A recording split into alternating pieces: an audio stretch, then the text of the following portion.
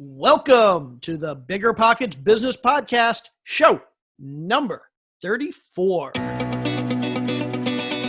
Welcome to a real-world MBA from the School of Hard Knocks, where entrepreneurs reveal what it really takes to make it. Whether you're already in business or you're on your way there, this show is for you. This is BiggerPockets Business.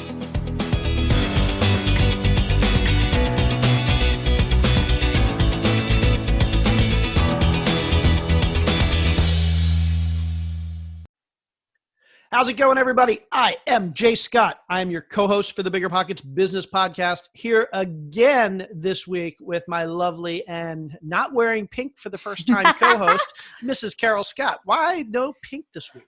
I don't know what it was. I mean, I just went out on a limb and wore my super fab BiggerPockets t-shirt instead. I'll explain the pink story another day, but anyway, I just decided to get all kinds of crazy. But baby, I got to tell you, no matter what I'm wearing, I am so grateful that you and I get to work together each day and completely rock it and have so much fun. And I'm also excited to talk with our guest today because it's another wife-husband team who have done amazing things together. And I can't wait for our listeners to hear all about them. Absolutely. Yeah. Our guests today are, like Carol said, a wife and husband team, Jamie and Brian Ratner. They are co-founders of a company called CertifiKID, and really, really cool company. But basically, they're going to talk to us about how Jamie came up with this idea for CertifiKID 10 years ago. And basically, she had zero business experience. She had never started a business before. She hadn't been an entrepreneur before. And over the past 10 years, she has grown CertifiKID with the help of her husband and a whole lot of other people from nothing into a $40 million company. Earlier in 2019, they got on Shark Tank.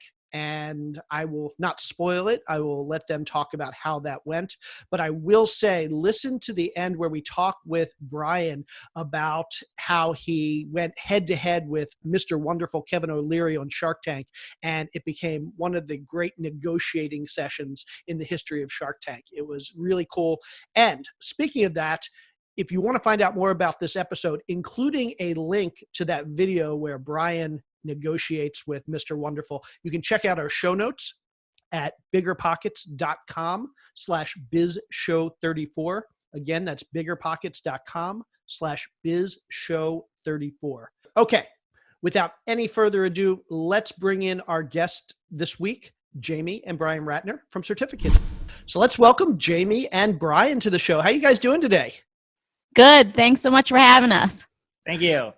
Thank you so much for coming on board with us today. We are so excited to dig into your journey, and we've been following you for quite some time, and we know you've had some recent really big successes and some really big milestones, and we're going to talk all about that. We're going to talk about your journey along the way and dig back into your backstory. But first, to set the stage for all of our listeners, Jamie and Brian, can you tell us what CertifiKID is now, and can you please also share some relevant metrics about your business? Want to go ahead? As usual, Jamie will go first with the story, and then I'll come in with the metrics. Perfect strategy. That works. So CertifiKID is a decade old. It's 10 years old. It is a website that offers everything a family wants and needs at a discount. So we think of ourselves as a resource, but we also have great deals. And the story is that I was a big follower of Groupon when it first started, but I was a new mom. I had 2 kids under the age of 2, and I thought the Groupon had some great deals for restaurants and spas, but I really wasn't going to restaurants and spas with my babies. So I was telling Brian on a car ride, we were going for Christmas to Pittsburgh, and I mentioned about this new site I loved, but that it just didn't really work for me as a new mom. So what would be great would be if it had offers specifically geared to what families want and need.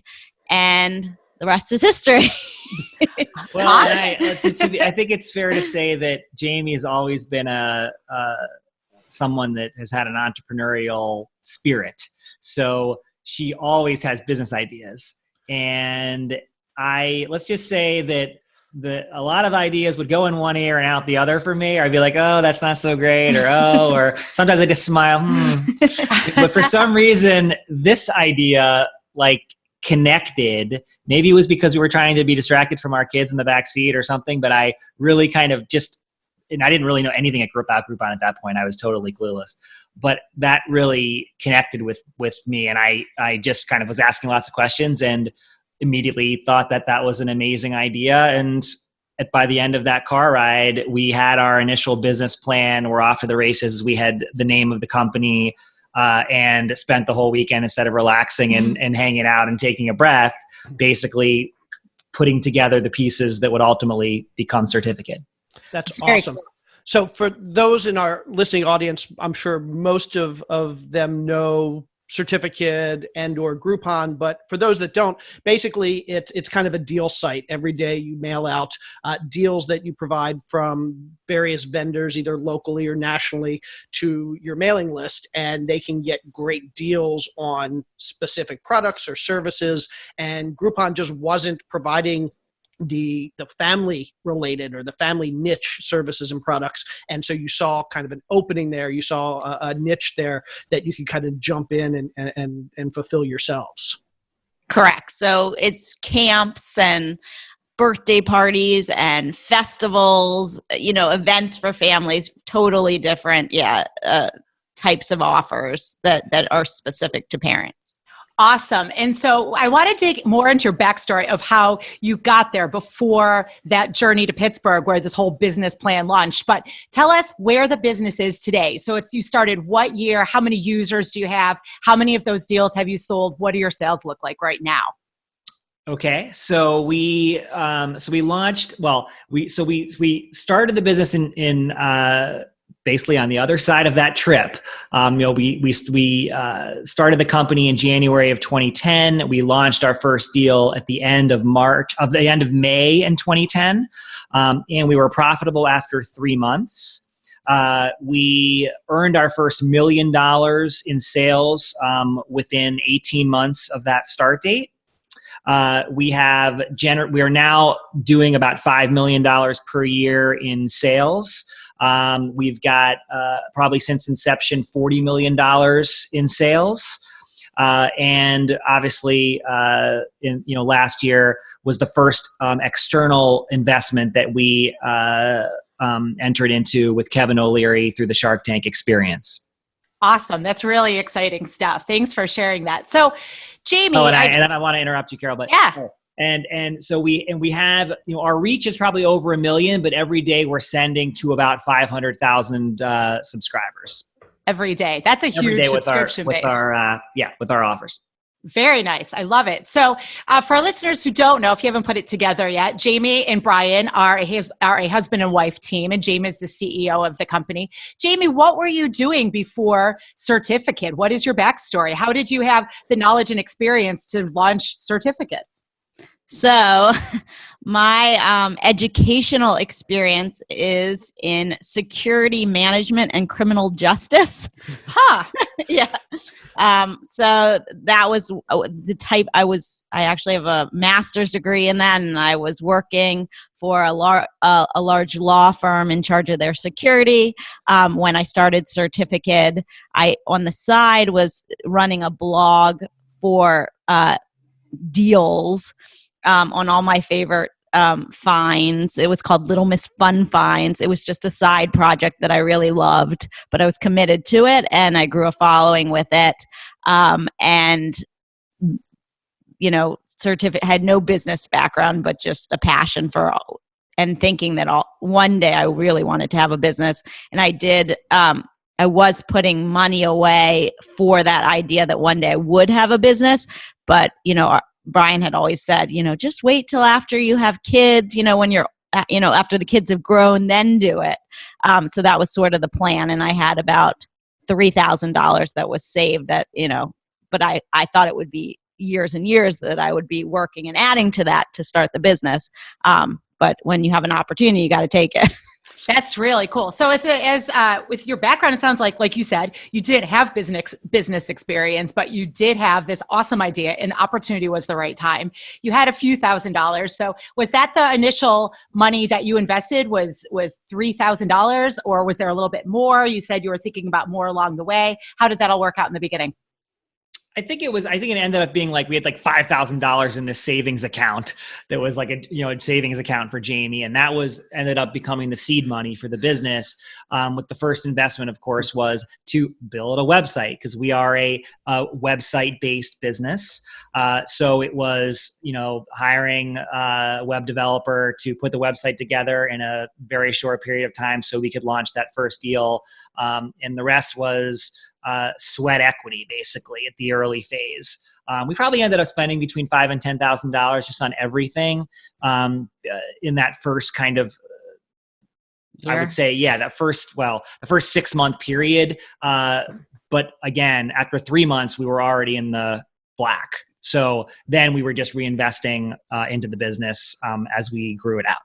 That's awesome. So anybody that's familiar with a business like this understands that one of the hardest things to do to get started is this concept of what we call network effects. You need not only all the buyers to go out and want to buy the deals that are being sold, but you need the sellers to kind of have offers to provide to those buyers. And if you only have one side or the other, you don't kind of gain that momentum. You have to have both sides.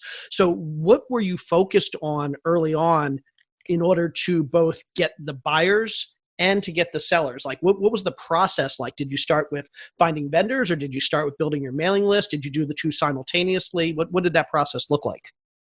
I gave myself a goal for the launch to have, one deal a day for a month signed on, and then have 1,000 subscribers signed up to receive the deals. So that was what I gave myself.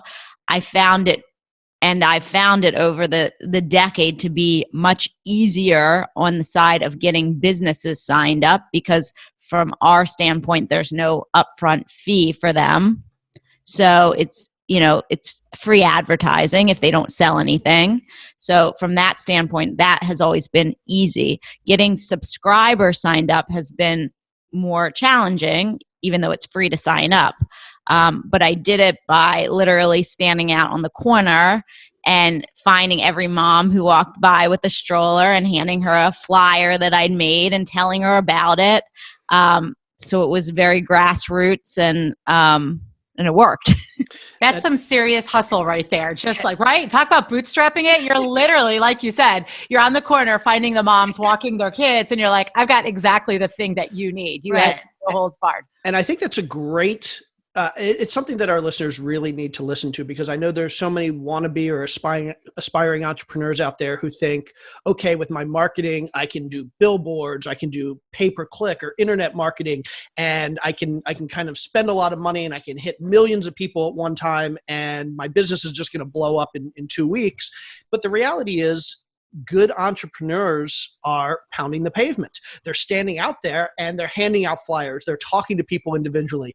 And it's not like we read in books necessarily or see in movies where you put an ad out and your business is making $10 million the next day. It takes work. And a lot of times that work involves actually talking to individual people. Your goal was to get to 1,000 people, and you now have millions of subscribers, but you started literally by talking one-on-one to each of your potential customers. I think that's just great. I love that. And we didn't, we have to remember, we were selling an idea in that early phase, right? We were trying to get people to sign up to get our deals once we offered them. So we had to get them to buy into the concept. And I think luckily, right, everyone kind of knew what Groupon was, and it was pretty easy to talk to a mom and be like, yeah, I haven't been to the spa lately, but understand and think, wow, that would be so amazing if I could get a, great value on this music class that I really wanted to attend, or this birthday party, or, this amazing event that I really can't afford, or, I've got 4 kids, I don't want to spend $100 per ticket on that. It's just, way over my budget. So I think to go through that process in that 5-month period, all those things, the question kind of like what order, it was really everything in parallel. So while Jamie's, calling every business in the phone book, and putting the flyers on, every car in the park, and, joining every Facebook group that she can think of, and then I'm basically doing all of the structural stuff to kind of put the business infrastructure in place. Jamie's father, who is our CFO to this day, is helping us with the financial aspect of just getting things in place. And you're just trying to do all of that. And we felt we were in a race because this whole space was exploding at the time. And we thought this niche was really not out there, and we wanted to be wanted to get a first mover advantage. And at the same time, we were local. We weren't trying to do more than we could handle. We were trying to all right, let's just try to get as much as we can out of the DC market and see what we can do in the initial phase. And that was the thinking behind it. That's great. And I have some more follow-up questions on that, but I also have to comment. You mentioned something in there that's so fascinating, right? You're talking about this whole first to market advantage and being competitive and positioning yourself in that manner. And I'm thinking back and I'm remembering, because our kids are now 8 and 9, and I'm thinking back to when they were itty bitty.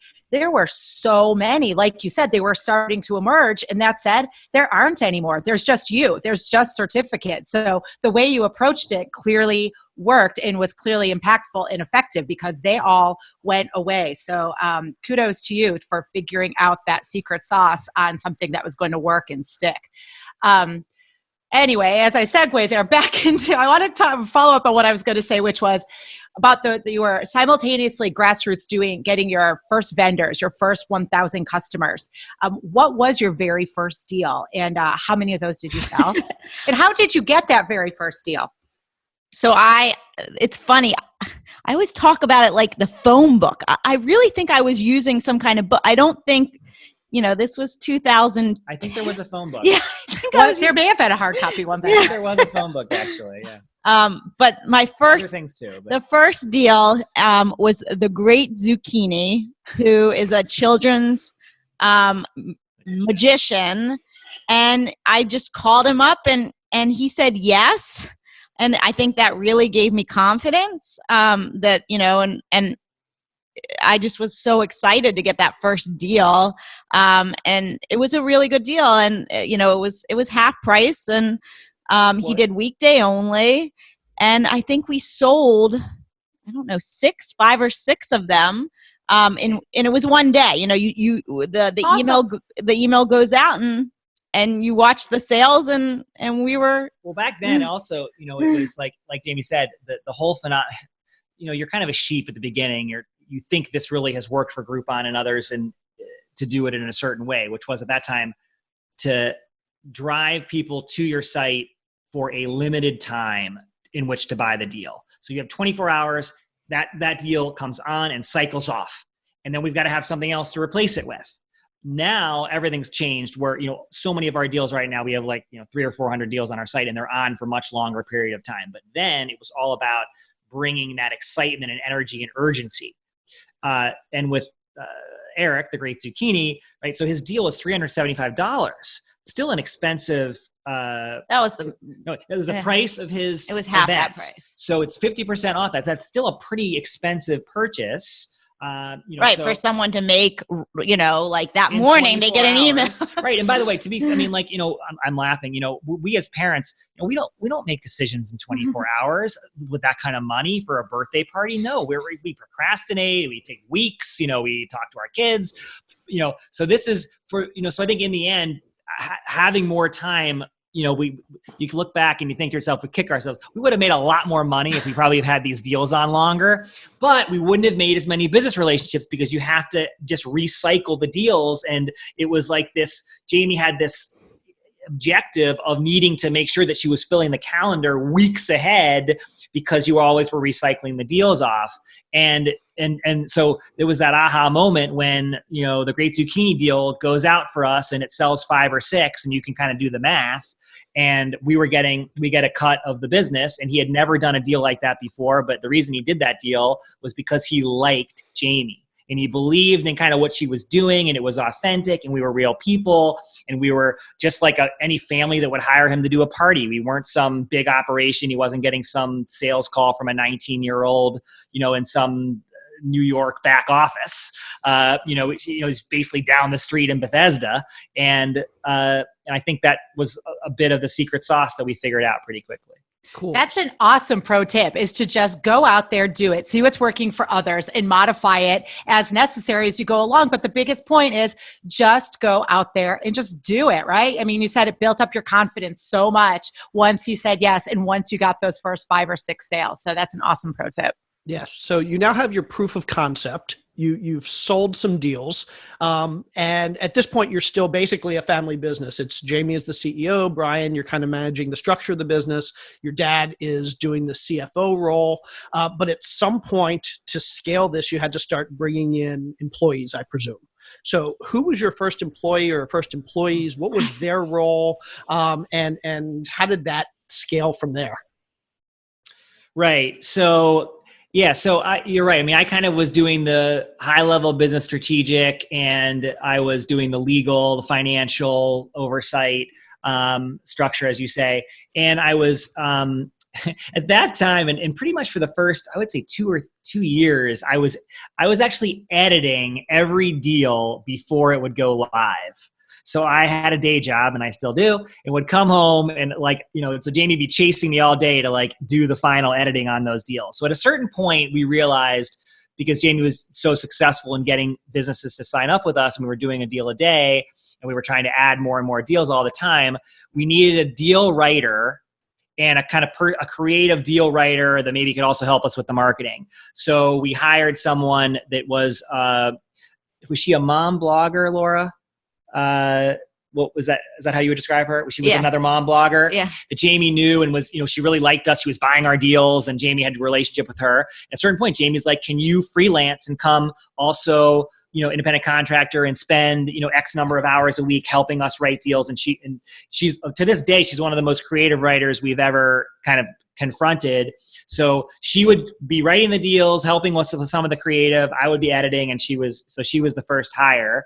And then later in that year, and the second hire for us of a salesperson, Leslie Silverman, who is still with us to this day and now is our vice president of sales and marketing, and is really the strategic partner, the day-to-day partner that has been alongside Jamie since inception, and is to this day the greatest salesperson that we've ever confronted. And she with Jamie together helped us take it to a whole other level.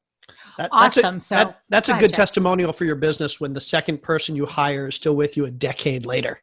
So and we were just saying the other day that we were, so many people, we have a business, our team now is 20 people. And so many people on our business now have been with us for 5 years or more, which is really hard to believe when we think about it.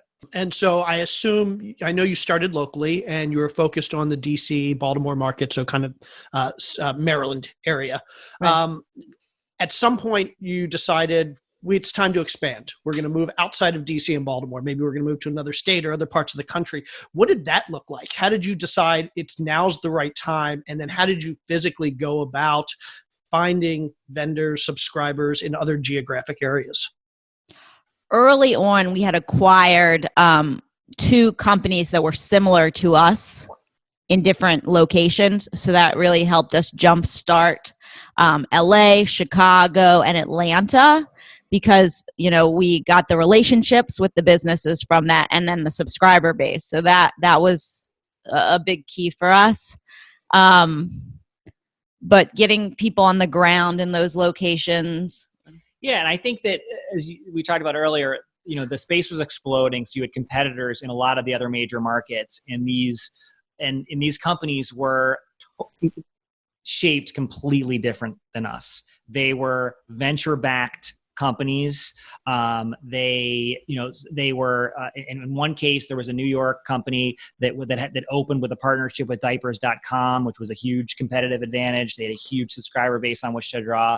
They tried to acquire us. They wanted us to be their DC opportunity. And tip, some of the best deals are the ones you don't do. We struggled really hard with that decision, and it was a pretty early phase. We decided not to do that deal and to keep going on our own. Jamie didn't want to work for somebody else, wanted to maintain control of the business. And that but that also gave us a lot of insights about how we wanted to approach growth differently than some of these other companies. And that's why, these acquisitions that we made, there were strategic acquisitions in some core markets. And then we just, ever since, we've done a lot of different testing. We have had people on the ground in some of these cities. Some of those things worked. Some of those things didn't work. So it was a lot of trial and error. We had some amazing national deals that were with national brands that helped us get a foothold in some cities, and then we would kind of grow on the back of that. We were shocked, for example, at an early phase that let's say Minnesota, Minneapolis was a lot. My goodness, we did this party and it sold like 500 in Minneapolis, and we're like, whoa. So you just have to learn and test things and be prepared to fail and be prepared to accept if something's not working and try something else. Very cool. So it sounds like the two of you have, over the years, really managed to work all these different markets, really play off of each other's strengths to explore and grow and stay abreast of the trends and just keep trying new things and doing what worked and say no at the right times. I'd love to know more about how you are working together as a husband and wife team to make those decisions and to continue growing the company. We have so many entrepreneurs who love the idea of working together with their spouse or a partner. I would love to know how that works for you, and if you have any recommendations you can share for others who want to go down that journey. I see a smile on Brian's face right now. I'm so curious what that means. I think that our situation is unique because Brian is still working full time at his other job. So there is still space. So I work all day, and then I do send him emails throughout the day, but a lot of times I don't get to talk to him about it till the evening and the weekend. So we spend a lot of our time, our discussions, our kids play sports or in the car a lot, going to games, so that's really our office. But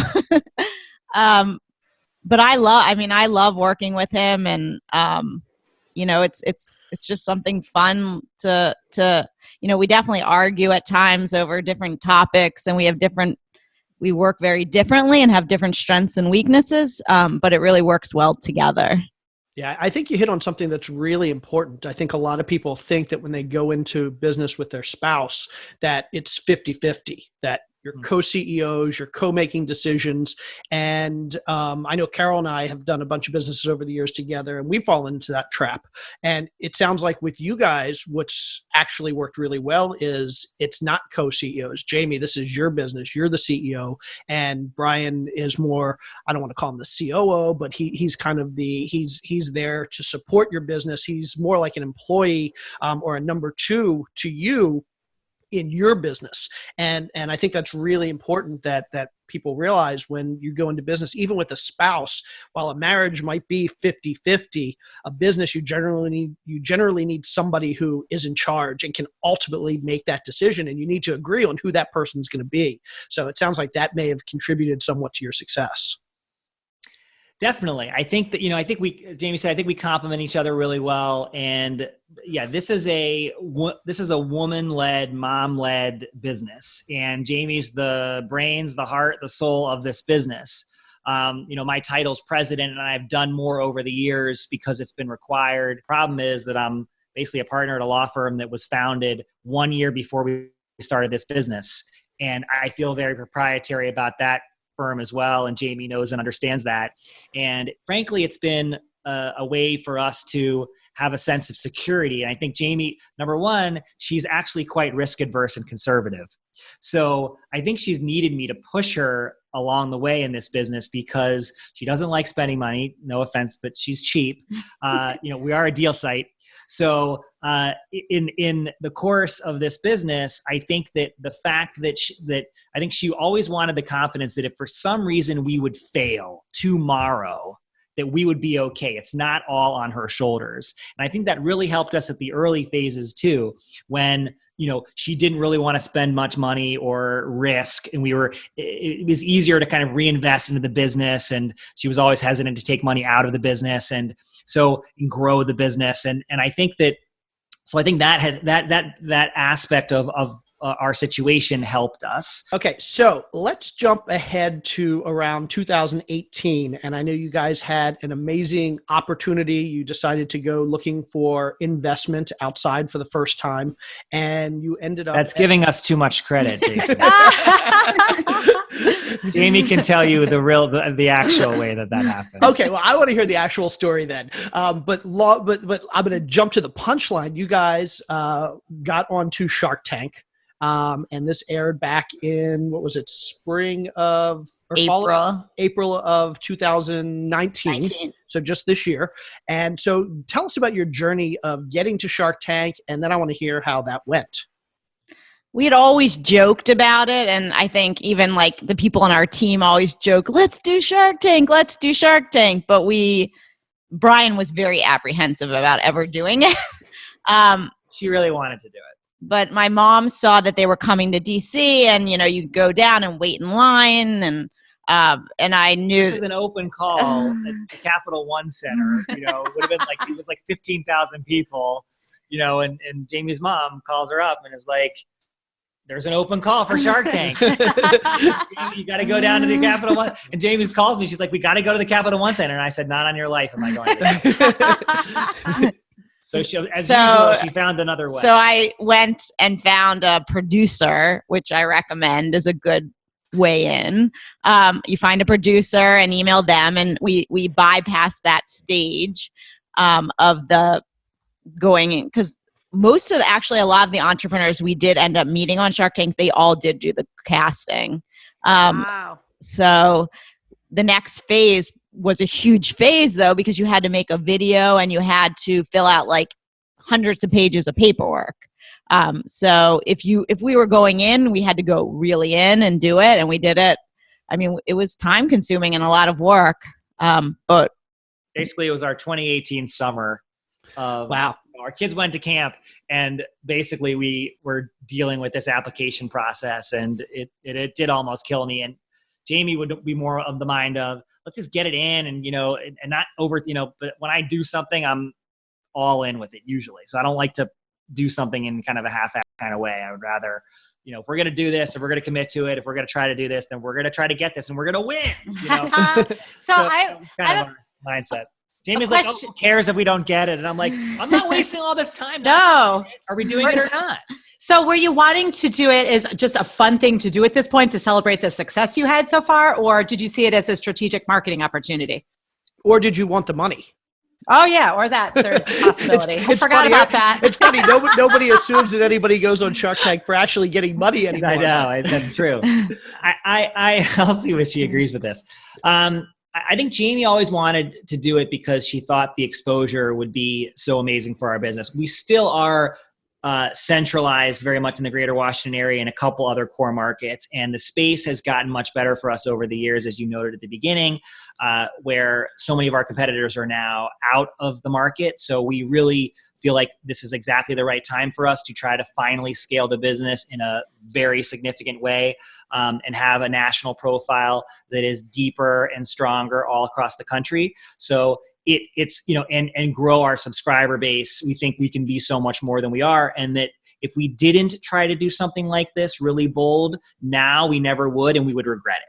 So it was the opportunity to say, all right, if we can go and take advantage of this and somehow get picked, because we're told that it's easier to get into Harvard than it is to get on Shark Tank because there's 30,000 applications, and they only put 100 on. They only tape 100, and then like 50 get aired. So we thought that this could be a once in a lifetime opportunity for the business, and that if we have a chance to do it, we should go for it and do it. And we did. Awesome. I think I personally needed it. I was at the point where I just needed some kind of spark or something.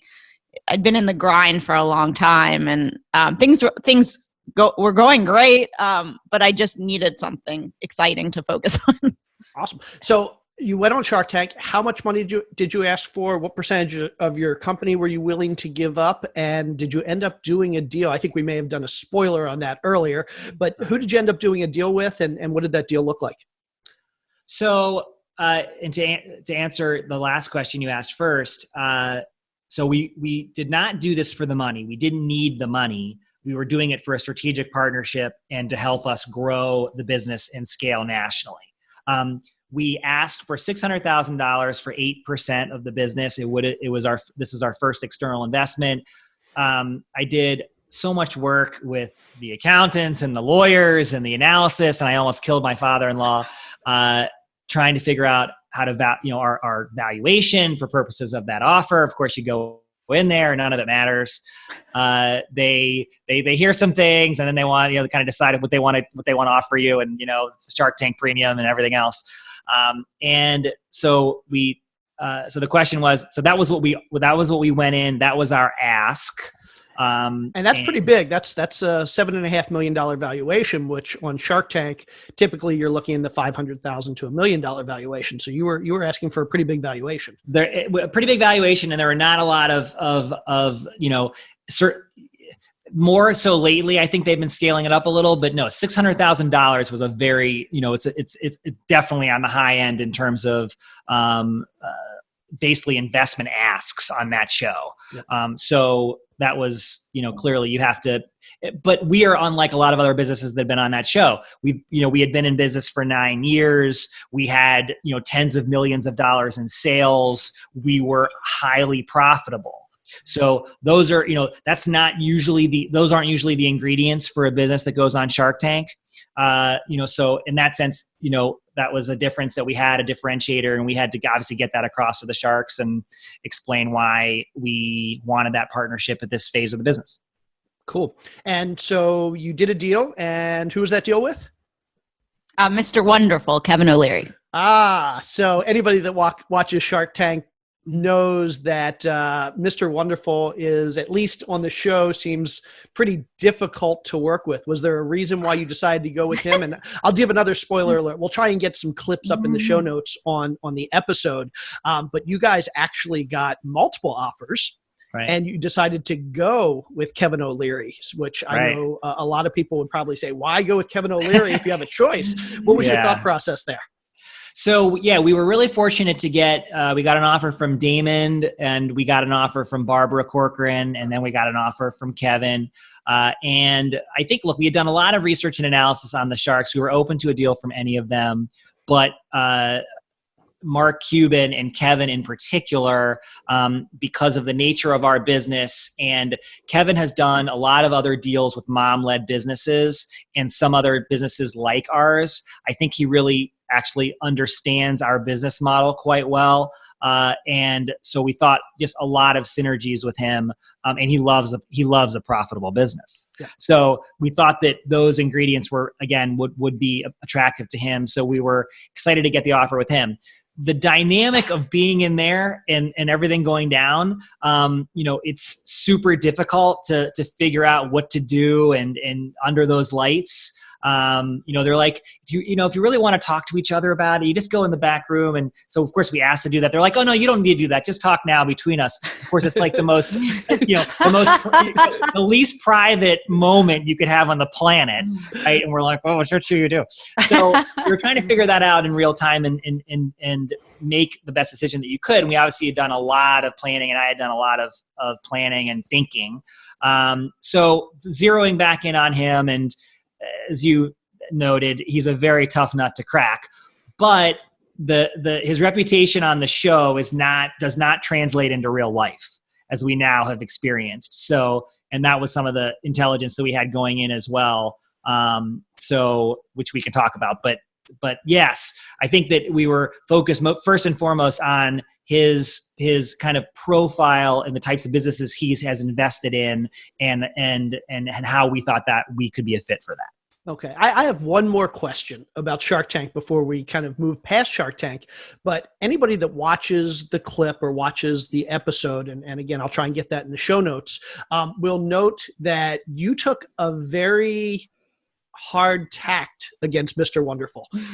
You basically, most people don't want to go toe to toe with him when it comes to negotiating, but you basically gave him your take it or leave it. And you just kept going back and pushing for more and pushing for more. And watching the episode, I kept waiting for the Sharks to just say, nope, we're done with you, get out. But you kept pushing and pushing and pushing, and you ultimately got what you wanted. It was probably the best And again, a lot of it I'm sure was TV, but it was the best and hardest negotiation I think I've seen for any Shark Tank deal. So what led you to decide that you're going to go in with that hard-nosed approach and really try and put the screws to them? Jamie would probably tell you that she was worried they were going to kick me out too. That a couple things. One, I think I do have the benefit of, I'm a lawyer, and a lot of what I do in my other world is negotiate. So I think that I have experience doing that. Also, I think that in that environment, Jamie, I think, made me watch every other episode ever on Shark Tank to kind of see how these things go. And it always kind of drives me nuts that it doesn't seem to me like you fight enough, you fight hard enough. And they always say to me, oh, well, what are you going to do? You're going to walk out of here for 2 or 3%.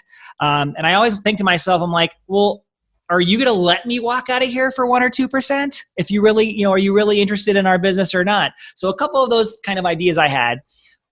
Also, I had a sense that he respects the sparring, because remember, this is a television show after all. And so my sense was that he respected people that would negotiate hard.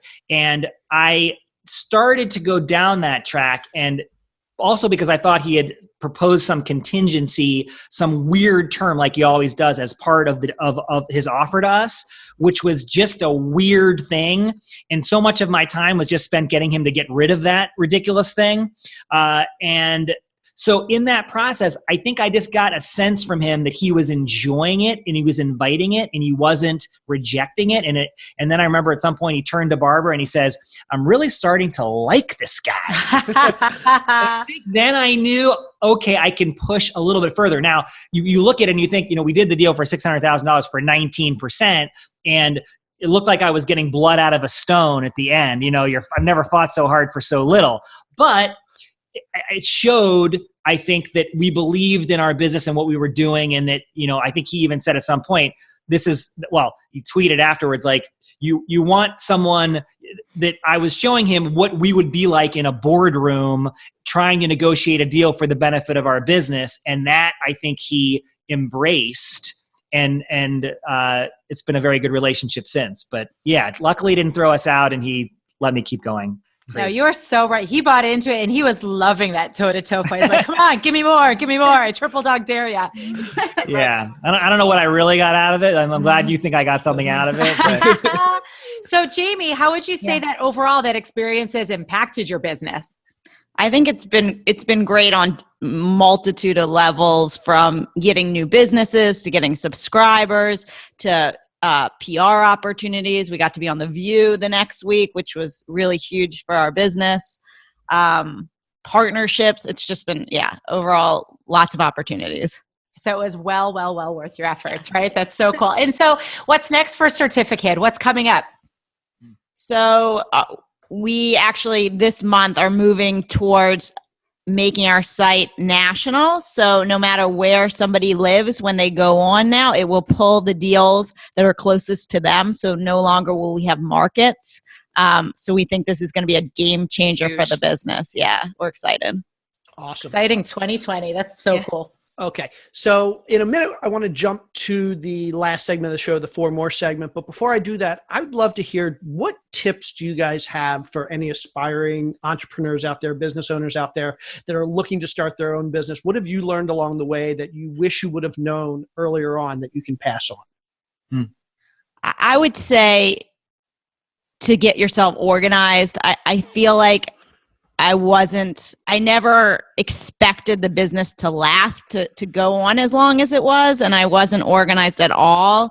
And I look back and I think, God, if I had just really had myself together back then and was more organized, we'd be in a different place today. So looking back that. And the other thing I would say, just working with business owners, is no matter what your business is, make sure you present well to the world through a website, through social, through everything you're presenting. Just, people who don't know you are making judgments very quickly. And if your website, if you don't even have a website, I mean, no matter what your business is, have something, have just a page. I don't care. But we CertifiKID won't even work with a business at this point unless they have a website. So that would be my advice. Awesome. Brian, anything to add to that? Sure. Two things. One, I think that, while I said Jamie is the heart and soul and everything else of the business, we've built an amazing team around her. It's kind of enabled me to do what I do. So and that's been an ongoing process, work in progress, but we've got really a great and loyal team, and basically your business is your team, it's your people. So that's got to be the number one priority for any business that you think is going to be sustainable. And also, I think that kind of going to my earlier point about being an entrepreneur and starting a business, you have to realize you actually can't have it all. You need to make sacrifices. What's important to you, what's not important to you. It was very important to us that we maintain control of the business and its direction, and that it fit our lifestyle, but at the same time, it was an enormous amount of work. Nothing replaces hard work, right? So it's Jamie pounding the pavement and working every day and being up at 12 o'clock at night every night, and all those date nights that turned into working sessions and car rides and everything else that makes it work. So you can't replace the hard work. Love that. Great. Fantastic. Okay. Now I want to jump into the final segment of the show that we call the 4 More, where we're going to ask you 4 questions that we ask all of our guests. And after that, we're going to jump into the more question, which is tell us more about where our listeners can find and connect with you. So are you ready? Sure. Okay. I'm going to go with the first question.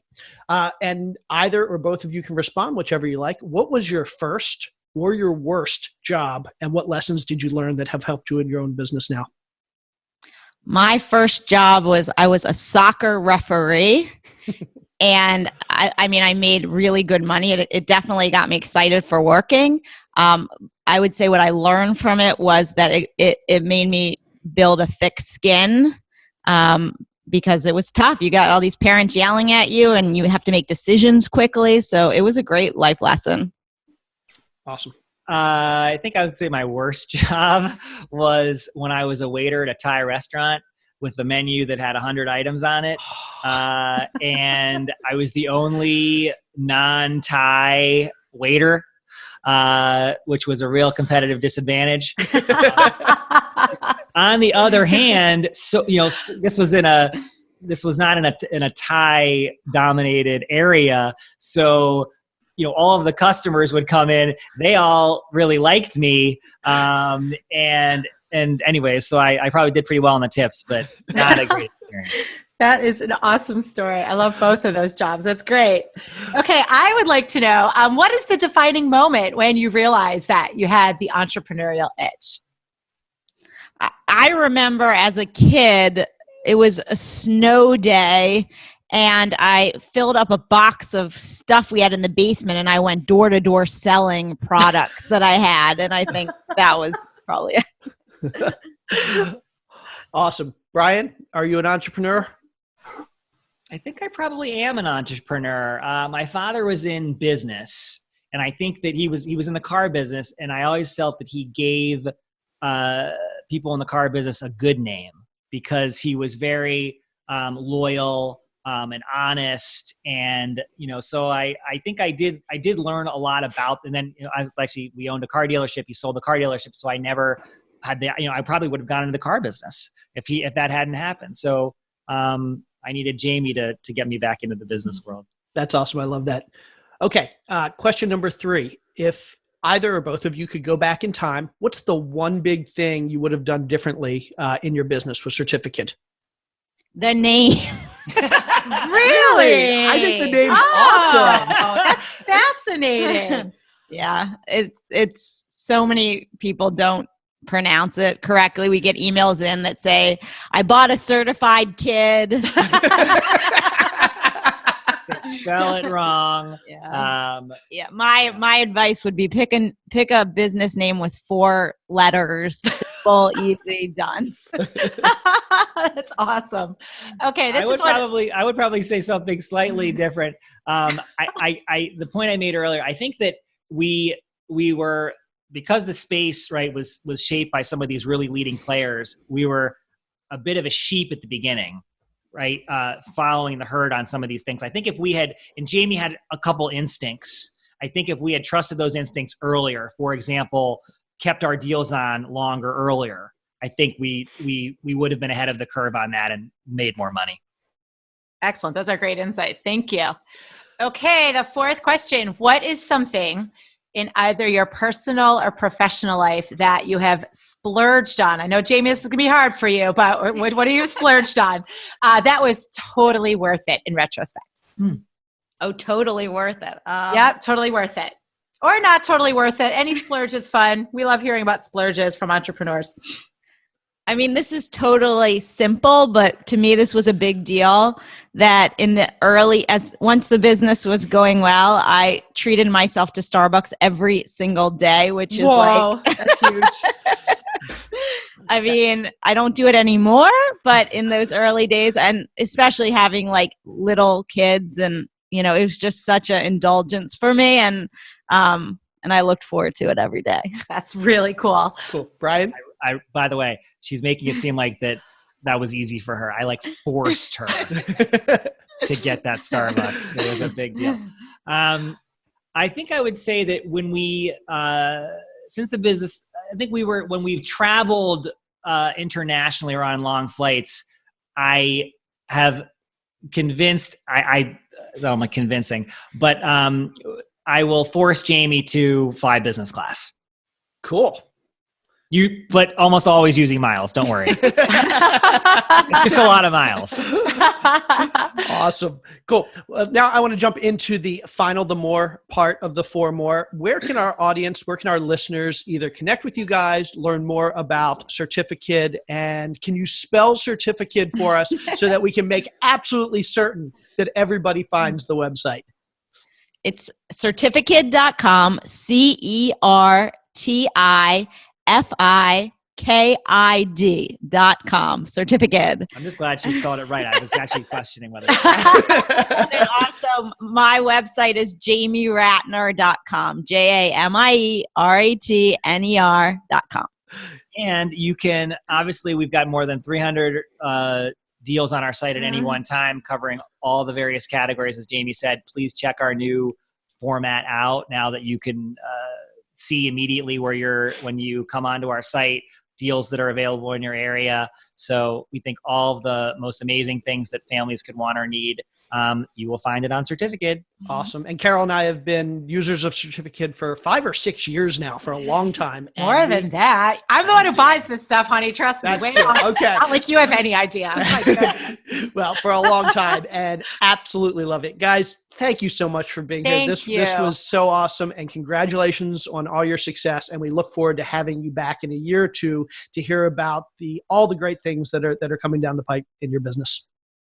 Thank you so much. Thank you so much. It's been fun. Appreciate it. Awesome. Thank you, guys. Bye-bye. Bye-bye. Okay. So what I love most about that episode was literally Jamie started with 0 business experience. She started by getting out there and talking to potential customers, handing out flyers on the street. She didn't do any of the advertising or the internet marketing, all the stuff that we think of a lot of entrepreneurs doing today. I mean, really grassroots. And here we are 10 years later, and they have a company that's done $40 million in sales, raised $600,000 on Shark Tank. And again, if you want to see that negotiating that Brian did with Mr. Wonderful, go check out our show notes. We have a link to the clip where they're doing that really hard-nosed head-to-head negotiation. I love them. That was just a great interview. It was. They had such a great energy together, and Jamie is such a hard worker and such a visionary. And I also love how she told that story about hiring people early on, right? Because when we're entrepreneurs, we're starting a business, you're convincing people to take a leap of faith. But she was able to convey her passion to the point where one of her very first hires ended up being their VP an entire decade later, and they still credit her with being one of the greatest salespeople ever. So what was her name? Leslie, I think Silverman Silverman. Leslie Silverman was who they were talking about. So it's great that they all are working together and have grown this company into something so amazing. It was really fun listening to their story. Yep. Everybody needs a Leslie Silverman in their business. That's right. Cool. All righty. Are we good for this week? Let's wrap it up, baby. All righty. Thank you, everybody, for tuning in. She's Carol. I'm Jay. Now just good. I did it wrong. I'm going to do that again. Now go put in some good old-fashioned hard work today. There we go. We got it. A lot to get out, but I did it. Have an awesome day, everybody. See you next time. Thanks, everyone. Have a great week.